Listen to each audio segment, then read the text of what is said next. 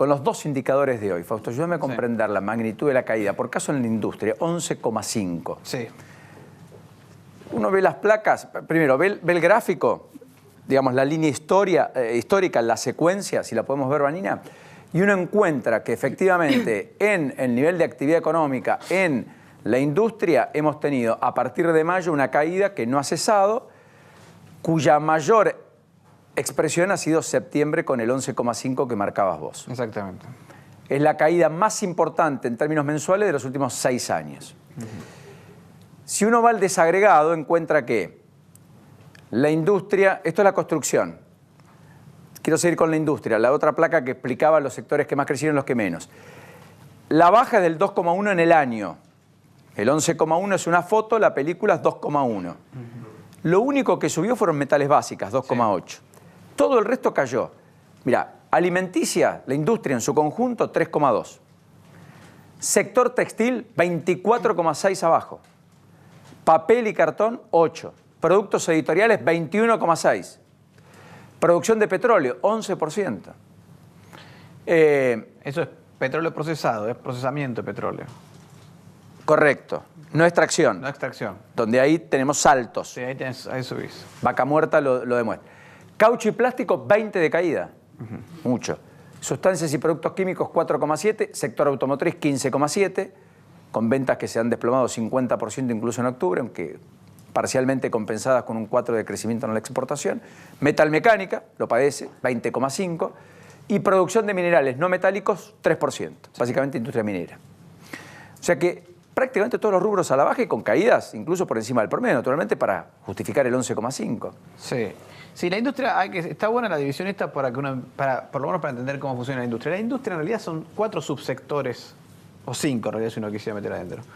El primer subsector es el vinculado al agro, que sería la mitad de la parte de alimentos y bebidas. ¿Por qué? Porque ahí está metido todo lo que es el crushing. Crushing es cuando agarras el grano, lo aplastas, harinas, aceites, que se exporta, que es lo que exporta Argentina. Y ahí eso está afectado y viene afectado desde el principio de año por la cosecha. Como la cosecha fue mala, toda la industria alimenticia va en negativo todo el año. Ahí pega también agroquímicos y la industria química, que está vinculada con eso, y la parte metalmecánica que están mencionando acá, que es básicamente tractores y maquinaria agrícola. Después tenés la parte de consumo, que ahí también ves muchas caídas, porque es la otra parte de alimentos, acá no lo puedes separar, pero lo ves, y donde lo ves es en plásticos. El 50% de la industria de caucho y plástico es packaging, básicamente, ¿no? Entonces, cuando ves una caída del 20%, estás viendo ahí el rubro de alimentos también, de consumo masivo en general. Y después tenés la parte vinculada a Brasil, que es autos, que también es mercado local, que también viene negativo. Brasil viene desde hace rato negativo. Y fíjate que tenés que ir en todos los sectores. Lo único que está más o menos zafando es metálica básica, que creció, y minerales no metálicos, que cayó muy poquitito, que es cemento, que es la construcción.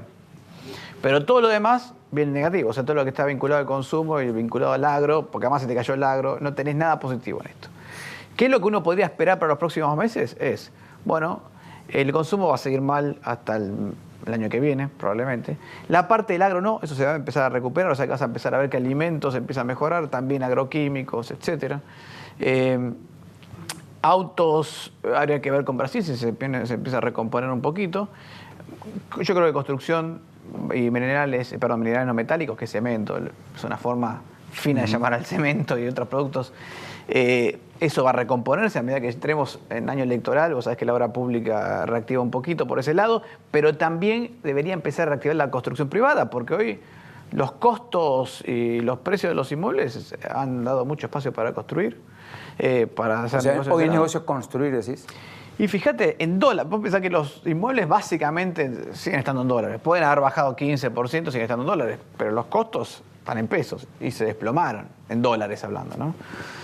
Con lo cual empieza a haber ahí un espacio para construir, pero todo lo ves más el año que viene. Este año lo único que te podría ir mejorando un cachitín es si el trigo mejora a fin de año y te pega en la industria de... Sí, y si los exportadores liquidan rápido harina, y sí. no mucho más. No, acá, digamos, en la industria, que harinas empieza a andar y agroquímicos pensando en las próximas siembras, etc. Bueno, en términos de construcción, el dato del día de hoy, el gráfico, la serie de la construcción, también muestra la evolución perturbadora que estamos encontrando, pero es mucho más atenuado, mucho más suave que la industria, por esto mismo que marcábamos, la construcción tuvo un gran primer trimestre, pero por sobre todas las cosas un extraordinario último trimestre o casi segundo semestre del año pasado, en el mix de obra pública electoral, más construcción y obras privadas, más crédito UVA, que todavía estaba muy pujante, hasta abril-mayo, que se empezó a trastocar el tipo de cambio y se disparó. Vos fíjate que el crédito UVA y la construcción en realidad están medio desfasados en el tiempo, porque vos También. el crédito suba hoy, pero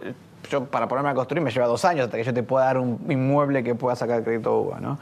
Creo que ahora lo que le empieza a jugar en la construcción, o le va a jugar más en el futuro, es esta diferencia entre los costos y los precios de los inmuebles. En el desagregado igual la caída es del 4,2%, es la peor baja en 19 meses. Pero vos fíjate que cuando ves la industria y los insumos, ves que cemento cayó 3 menos que esto, y metálicas básicas, que está muy vinculado a esto, subió. Bueno, fíjate, pedidos de cal cayeron 13,8, cemento Portland 10,6. Sí. Las caídas están bastante por encima del promedio, por ahí está explicando la baja que viene. Sí. Aunque en el acumulado del año todavía la actividad en su conjunto crece, a diferencia de la industria, aún crece 6,4. 6,4. Sí, también hay que tener en cuenta que a veces cuando uno mira la construcción no se puede medir. Yo no puedo medir cuántos metros cuadrados se construyeron. No hay un inspector que va midiendo, una persona del INDEC que va midiendo cuántos metros cuadrados se construyeron en todas partes. No se puede hacer eso, es muy difícil. Lo que se hace se mide, por eso se llama índice sintético. ¿Vieron que se llama ISAC, índice sintético? Sintético es porque es sintético, no lo puedo medir, entonces lo mido de otra manera. ¿A través de qué? Lo mido a través de cuánto se vendió de cemento Portland, cuánta gente trabajó, cuánto. Y al medirlo así, a veces este indicador está influenciado por los inventarios. Si yo estaba acumulando muchos inventarios y de repente se frenó la actividad, no es que dejo de construir, pero empiezo a construir más despacio, voy viendo, empiezo a medir los tiempos, porque además no tengo financiamiento. Aletargas los plazos. Aletargo los plazos. Entonces, claro, el señor que vende cemento Portland dice, me quiere vender y no, ahora no estoy comprando porque ahora estoy frenando las compras. Y eso ha estado pasando muchísimo, ¿no? Esa acumulación de inventarios. 5,5 les dio a la consultora la inflación de octubre. De octubre. Se va a conocer el dato oficial la semana que viene. La semana que viene. ¿Entendés que la dinámica inflacionaria termina cerca del 3%? ¿Que esa puede ser la hipótesis de máxima del gobierno antes de fin de año o tampoco eso? No, sí, lo veo bien. De hecho, cuando uno mira la inflación de octubre, 5,5 es lo que nosotros, con nuestros números, porque ahí puedo mirar las semanas, vos pensás que la última semana de septiembre fue muy fuerte, muy fuerte. Tanto es así que la última semana de septiembre terminó 2,5 puntos por arriba del promedio de septiembre. O sea, terminó muy arriba. En octubre, con la caída del dólar 12%, bueno, al menos algunos dejaron de remarcar, ya no digo que bajaron, dejaron de remarcar. Sí, y sobre todo en la segunda quincena de octubre. Pero ¿por qué te digo esto de septiembre? Porque significa que los precios de septiembre terminaron muy arriba. Y si no hubiera habido inflación en octubre, igual octubre hubiera tenido 2,5% de inflación. Wow. Porque hubiera terminado con los precios de septiembre. O sea que 5,5 menos 2,5, que fue la inflación heredada de septiembre, estás en 3.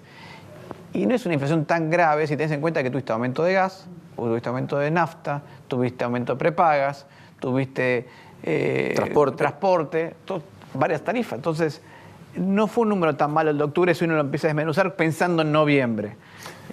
¿Pondrías mano en los precios regulados? ¿Le pondrías tope desde el gobierno para no, digamos, aumentar la dinámica inflacionaria? Por caso, suspender aumentos de combustible hasta, qué sé yo, enero, febrero del año que viene. Transporte, que parece que había algún intento por tocar tarifas y ahora Dietrich dice hasta el año que viene no, etcétera. Es un riesgo eso. Está ahí, en realidad, lo que haces es comprarte un problema, parar hoy un problema de hoy para tener un problema en el futuro, ¿no? Porque tarde o temprano después los precios se van a acomodar y vas a tener que acomodar todos los precios de repente, ¿no? ¿Pero hay margen para seguir haciendo los ajustes? No hay margen para hacer ninguna de las dos cosas en realidad.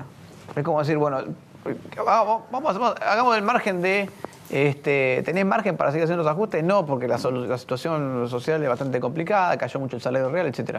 ¿Hay margen para frenar las tarifas? No, no hay margen, porque vos necesitas inversiones en energía que siguen siendo necesarias. Entonces, y ojo que puede ser muy costoso hacer ese tipo de cosas, porque del otro lado hay un señor que te está invirtiendo en base a un contrato que vos firmaste.